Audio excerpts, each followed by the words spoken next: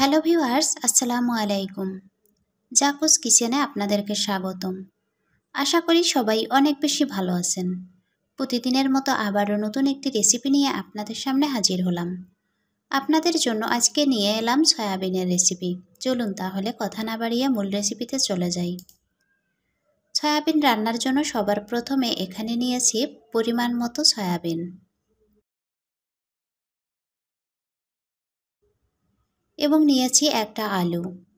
আলুগুলোকে এভাবে কিউব করে কেটে নিয়েছি। এখন আমি সয়াবিনগুলোকে সিদ্ধ করে নেব। সয়াবিনগুলো সিদ্ধ করার জন্য একটি কড়াইয়ে দিয়ে দিব পর্যাপ্ত পরিমাণে পানি। পানিগুলো দেওয়ার পর এখানে অ্যাড করব 1 চামচ লবণ।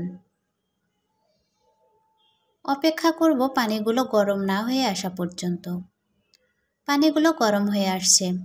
এখন এখানে সয়াবিনগুলোকে দিয়ে দিব। সয়াবিনগুলো দেওয়ার পর এভাবে একটু নেড়ে দিব এবং জাল করে নেব 1.5 থেকে 2 মিনিটের মতো। এ পর্যায়ে চুলার হিটটাকে মিডিয়ামে রেখে রান্না করব। তা না হলে সয়াবিনগুলো ভেঙে যেতে পারে। 2 মিনিটের মধ্যে সয়াবিনগুলো দেখুন অনেকটাই বড় বড় হয়ে গেছে। এখন আমি এগুলোকে উঠাই নেব।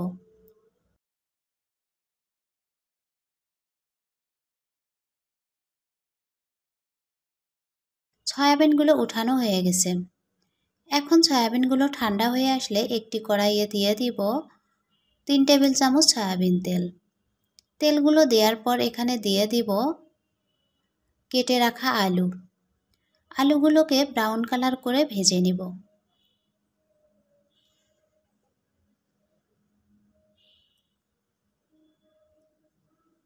আলুগুলো ভাজা হয়ে গেছে। এখন এগুলোকে উঠাই নিব।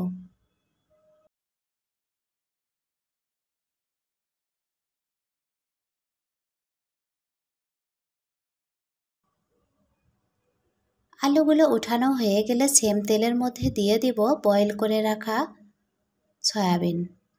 আপনাদের সয়াবিনের মধ্যে যদি পানি থাকে তাহলে পানিগুলোকে হাত দিয়ে চেপে বের করে দিবেন। এখন সয়াবিনগুলোকেও নেড়েচেড়ে ভেজে নিব যতক্ষণ না সয়াবিনের কালারটা চেঞ্জ হয়ে আসছে।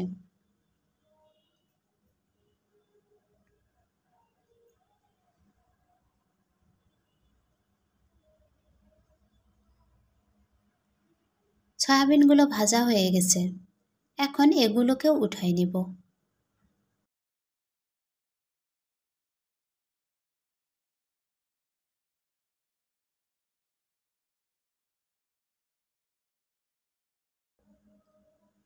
উঠানো হয়ে গেছে।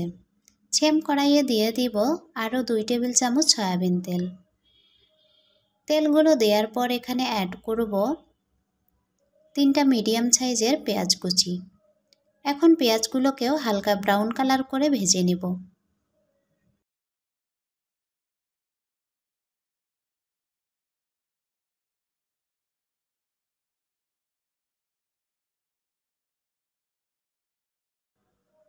পেঁয়াজগুলো ভাজা হয়ে গেছে।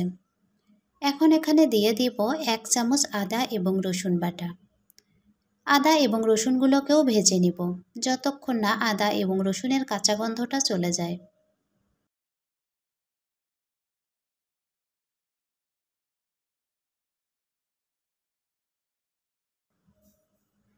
আদা এবং রসুনের কাঁচা গন্ধটা চলে গেছে।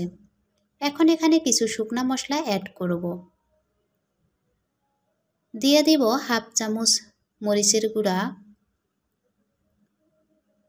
1/2 চামচ হলুদের গুঁড়া, 1/2 চামচ জিরার গুঁড়া এবং দিয়ে দিব পরিমাণ মতো লবণ। আবারও এগুলোকে কয়েক সেকেন্ড ভেজে নিব।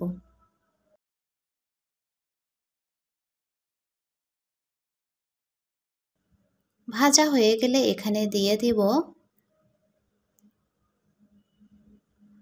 ভেজে রাখা আলু এবং সয়াবিন।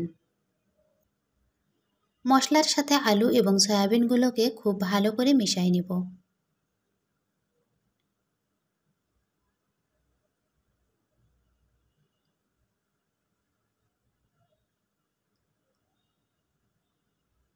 মেশানো হয়ে গেছে।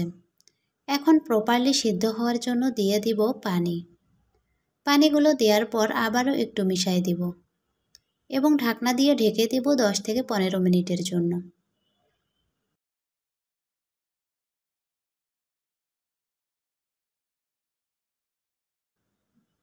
ফিরে এলাম 15 মিনিট পর। মাঝেই আমি 2 বার ঢাকনা খুলে এগুলোকে নেড়ে দিয়েছিলাম, যাতে করে নিচে না লেগে যায়। আবারও এগুলোকে একটু নেড়ে দিব এবং রান্নাটাও আমার অলমোস্ট কমপ্লিট। এখন এগুলোকে ভাত এবং রুটির সাথে সার্ভ করতে পারেন। আজকের এই সহজ রেসিপিটি যদি আপনাদেরকে ভালো লাগে তাহলে লাইক, কমেন্ট অ্যান্ড শেয়ার করে দিবেন। যারা আমার চ্যানেলটি সাবস্ক্রাইব করেছেন তাদেরকে অসংখ্য ধন্যবাদ, এবং যারা এখনও সাবস্ক্রাইব করেন নাই প্লিজ সাবস্ক্রাইব মাই চ্যানেল। আমার পাশে থাকার জন্য সবাইকে অসংখ্য ধন্যবাদ।